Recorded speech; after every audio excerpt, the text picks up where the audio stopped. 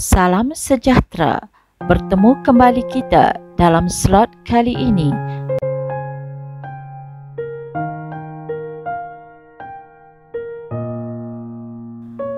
Jom pantas bergerak. Masa tidak menunggu kita. Kita kejar, kita dapat, kita cepat, hasilnya berkat. Kejayaan sedang melambai-lambai, sedang menanti kita tu. Tak kejar, kita ketinggalan. Ayuh. Apakah penyebab yang membawa kepada dilema ini? Pertama, ia disebabkan oleh leka dengan gadget. Masa digunakan untuk game, chatting dan sebagainya. Dibolehkan jika sedikit, sekadar untuk hiburan. Tetapi, jika berlebihan, ia akan mencuri banyak masa yang sepatutnya diperuntukkan untuk belajar. Masa akan banyak terbazir. Cara mengatasinya, tingkatkan disiplin diri anda, tanamkan azam yang kuat, jangan mudah terpengaruh dengan ajakan yang merugikan daripada rakan-rakan. Akibatnya, boleh meruntuhkan masa depan anda. Susah senang di masa hadapan anda sendiri yang akan tanggung, bukannya kawan. Okey?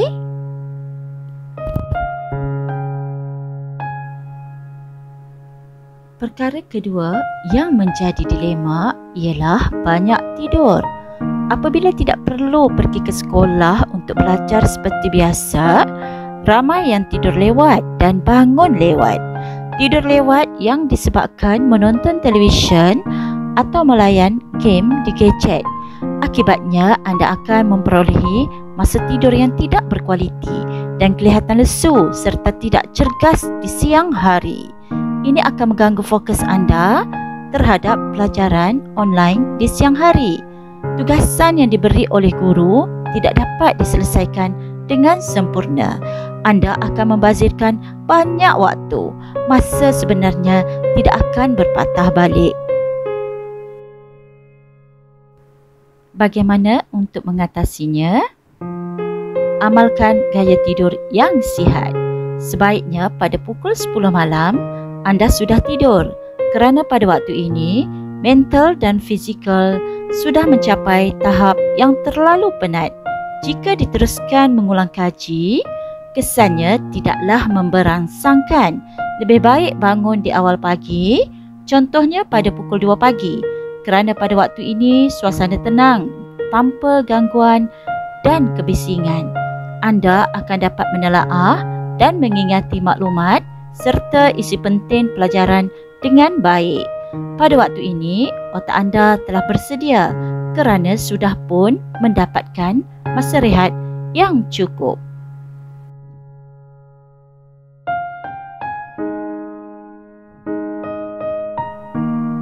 Perkara ketiga yang membawa kepada dilema ialah cara pembelajaran yang sudah berubah.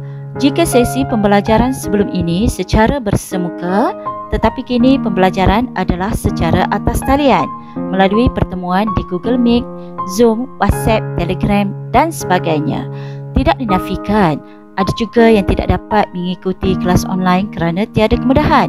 Tetapi, bagi mereka yang tidak mempunyai kemudahan pun, ada juga yang tidak dapat memberikan fokus yang baik semasa kelas dijalankan. Kemungkinan masih mengantuk dan tidak cukup rehat. Ada yang bertanggapan belajar secara bersemuka itu lebih memuaskan hati. Bagaimanapun, situasi PKP masa kini tidak mengizinkan kerana kesihatan anda lebih penting. Ini tidak bermakna kejayaan tidak boleh dicapai. Ingat, usaha tangga kejayaan dan di mana ada kemahuan, di situ ada jalan. Pokok pangkalnya di hati. Jika ada niat mahu belajar, walaupun di mana jua, ia akan menjadi mudah. Bagaimana untuk mengatasinya? Oleh itu, pastikan anda telah membuat persediaan awal agar menepati waktu kelas online seperti yang telah dijadualkan. Jangan bertangguh untuk menyiapkan tugasan yang diberi oleh guru. Anda seharusnya dapat menyegerakan dan menyelesaikan tugasan yang diberi oleh guru dengan baik. Gunakan kesempatan ini untuk menyoal bagi perkara yang tidak difahami. Jika dibiarkan begitu sahaja, anda akan rugi. Kerja yang bertangguh akan membuatkan hati tidak tenteram dan boleh menurunkan motivasi dan keseronokan untuk belajar. Akhir sekali, makan dan makan tanpa senaman. Badan cergas, otak cerdas. Makan dan makan tanpa exercise membuatkan badan dan otak tidak segar. Akibatnya, anda tidak dapat menumpukan sepenuh perhatian terhadap topik yang disampaikan oleh guru. Bagaimana untuk mengatasinya? Anda masih boleh bersenam di dalam dan di sekitar rumah anda. Juga boleh membantu ibu bapa membersihkan sekitar rumah, menyidai pakaian dan berbagai lagi. PKP bukan bermakna anda hanya tidur, bangun, makan dan belajar sahaja. Pupuk dengan kemahiran lain juga yang berguna di masa depan anda nanti.